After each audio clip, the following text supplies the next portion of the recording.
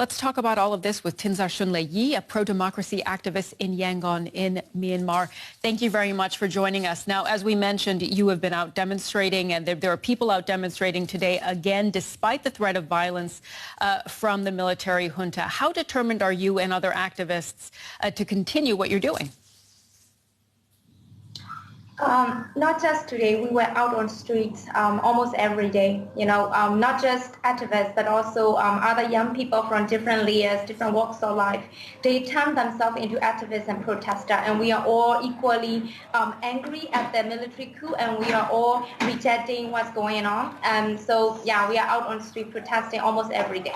You said that you are all equally angry, and I want to ask, these protests have been going on for more than a month, so what are you at this point looking to achieve? Is it still reversing the coup?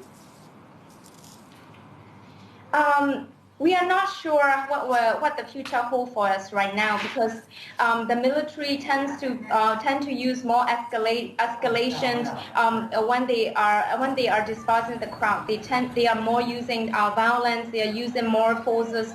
Even right now, we are so worried about our protester in North Okalapa in Yangon. This is such a red zone right now because they are being surrounded by a lot of military trucks and police cars right now, and more than 200 people are being arrested right now. So we don't know what futures hold for us, but for us, we are all determined to go forward, because this is not the first time the military committed such crime against the people in Myanmar. They have done the same scale to the ethnic minority, to the Rohingya, and now to all of us right now. So I think all the generation are all determined to go forward with what's going on. But what is the #1 priority right now that you want to achieve with these protests?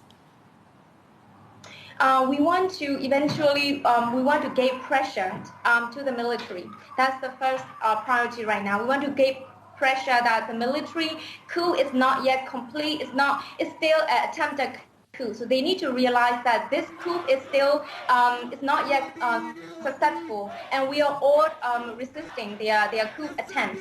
So that's what they have to realize, and they have to reverse the coup right away. At the same time, to happen this way, we need a continuous pressure. That's why we are getting out on streets almost every day, as well, not just us, but also international communities. We are urging them to give more pressure in terms of sanction and embargo. So this is what we hope right now. They have to immediately back down and go back to barracks. You mentioned what you want from the international community, and we mentioned already that the UN Security Council failed to reach a resolution condemning the coup. Is that disappointing to you, and what do you expect going forward? Yeah, we are disappointed because the UN Security Council, even though many of our good neighbors, good friends, country, they are trying their best to address the situation. But as you all know, that China and Russia stay backing the military junta in the country. It's not the first time. They have done the same thing in the past 60 years. So we are so tired of it, and we want the Chinese government to know that they have largely interfered in our internet affair. They armed the military, they funded the military, and now they are supporting the military. It's too much for us.